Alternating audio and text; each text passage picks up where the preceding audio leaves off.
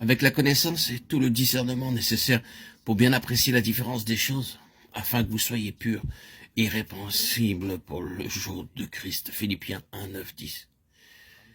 Il est nécessaire de faire un parallèle entre l'action de Dieu et les contrefaçons de Satan. En ce qui concerne la plénitude ou baptême du Saint-Esprit, qui est une effusion de l'Esprit de Dieu dans l'esprit humain, cela dégage l'esprit des liens de l'âme. Hébreux 4, 12. L'esprit parfaitement souple, dégagé de tout obstacle, peut alors recevoir et transmettre le Saint-Esprit, ce qui conduit le croyant à rendre témoignage à Christ et à combattre par la prière et autrement la puissance des ténèbres. C'est un véritable baptême en l'unité du corps de Christ. Il unit à tous les autres membres du corps. Sa marque particulière, ses résultats, c'est la puissance du témoignage pour Christ. Puissance qui convainc de péché les auditeurs et les tourne vers Dieu. La plénitude de l'esprit ne paralyse pas les facultés, au contraire, celle-ci reste active et l'homme garde le contrôle de soi.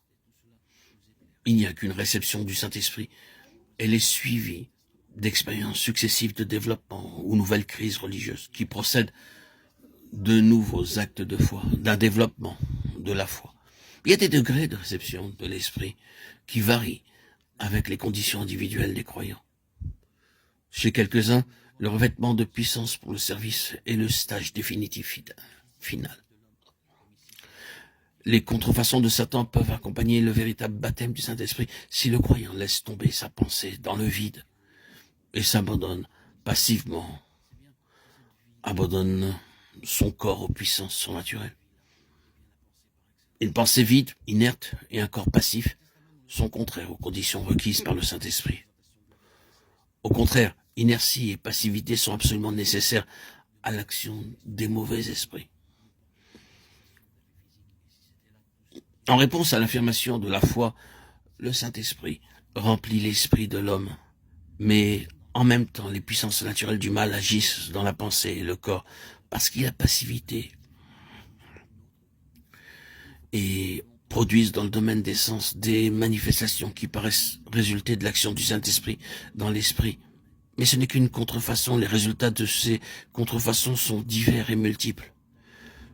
Ils varient à l'infini, suivant les conditions particulières du sujet.